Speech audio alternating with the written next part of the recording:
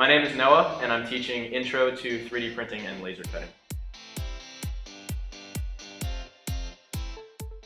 We had our first day with the laser cutter. We just cut out some really cool logos that the students found online. And then we hopped into Tinkercad and we designed some stands to be 3D printed so that we could actually display our laser cut projects. The main skill that we focus on in this class is computer-aided design, being able to take concept from kind of just an idea stage to actually replicating it on a computer in a 3D environment and then learning how to 3D print that. So our students are always brainstorming. I speak with the students about kind of different ideas that I've had and what they might be interested in doing in the future. We talk about our filament choices for the day, what color we want our projects to come out in.